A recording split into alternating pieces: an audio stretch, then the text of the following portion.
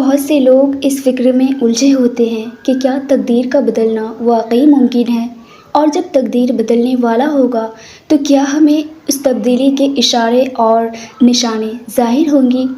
بے شک کاتب تقدیر جب آپ کا تقدیر بدلنے کی ٹھانیں گے تو آپ کو کچھ خاص نشانیاں اور اشارے ضرور ظاہر کریں گے۔ قرآن کہتا ہے کہ اللہ تعالیٰ وہ ہے جس کے سوا کوئی معبود نہیں، جو زندہ اور سب کا نگہبان ہے۔ اللہ تعالیٰ پر زمین و آسمان کی کوئی بھی چیز پوشیدہ نہیں ہے۔ زمین پر جتنے بھی پاؤں ہیں ان سب کے پیشانی اللہ تھامے ہوئے ہیں۔ قرآن کہتا ہے کہ عرش کا مالک عظمت والا ہے، جو چاہے کر گزرنے والا۔ اس لیے تم میرا ذکر کیا کرو، میں بھی تمہیں یاد کروں گا۔ میری شکر گزاری کرو اور ناشکری سے بچو۔ جب کبھی تمہاری زندگی میں کچھ ایسا ہو رہا ہو جس کی تمہیں سمجھ نہ آئے تو اللہ فرماتا ہے کہ صبر اور نماز سے میری مدد طلب کرو، بے شک میں صبر کرنے والوں کا ساتھ دیتا ہوں۔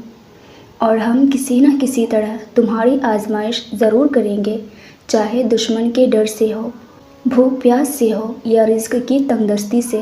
اور ان میں صبر کرنے والوں کو خوشخبری دے دو کہ ان پر ان کی رب تعالیٰ کی نوازشیں اور رحمتیں ہیں، اور یہی لوگ ہدایت یافتہ ہیں۔ اللہ فرماتا ہے کہ اے نبی، جب میرے بندے میرے بارے میں آپ سے سوال کریں تو آپ کہہ دیں کہ میں بہت قریب ہوں، ہر پکارنے والوں کی پکار کو جب بھی وہ مجھے پکارے میں قبول کرتا ہوں۔ اس لیے لوگوں کو بھی چاہیے کہ وہ میری بات مان لیا کرے اور مجھ پر ایمان رکھے، یہی ان کی بھلائی کا باعث ہے۔ اللہ فرماتا ہے کہ ایمان لانے والوں کا کارساز خود اللہ ہے، وہ انہیں اندھیروں سے نکال کر روشنی کی طرف لے جاتا ہے۔ وہ کاتب تقدیر ہے، تقدیر مٹا کر اسے نئے سرے سے لکھنے پر قادر ہے۔ وہ جہاں سے چاہے تمہاری تقدیر کا رخ موڑ سکتا ہے اور جیسے چاہے تمہاری کہانی کا اختتام کر سکتا ہے۔ اللہ فرماتا ہے کہ اسی طرح ہم نے یوسف کو ملک کا قبضہ دے دیا کہ وہ جہاں کہیں چاہے رہے، ہم جسے چاہے اپنی رحمت پہنچا دیتے ہیں۔ اگر تمہیں ذرا سا بھی اندازہ ہو جائے کہ اللہ تمہارے معاملات کیسے سیدھے کر دیتے ہیں تو یقین مانو تمہارا دل اللہ کی محبت سے پھٹ جائے گا۔ اللہ فرماتا ہے کہ بنی اسرائیل سے پوچھو، ہم نے انہیں کس قدر روشن نشانیاں عطا فرمائیں۔ تمہاری تقدیر بدلنے کی ایک نشانی یہ بھی ہے کہ تمہیں صحیح اور غلط میں فرق نظر آنے لگتا ہے اور تمہارا دل اللہ کے ذکر سے سکون محسوس کرنے لگتا ہے۔ جب تمہارا دل ہر زیادتی پہ تمہیں صبر کرنے پر مجبور کرے اور تمہیں یہ یقین دلائے کہ اللہ تمہارے لیے کافی ہے تو سمجھ جانا کہ تم پر اللہ کا خاص فضل ہے، اور بے شک اللہ جس پر چاہے اپنے فضل نچھاور کر دے۔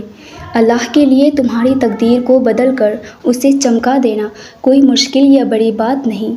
وہ جس کو پسند کرتا ہے اپنے قرب سے نواز دیتا ہے اور دونوں جہانوں کے لیے اس کی تقدیر روشن کر دیتا ہے۔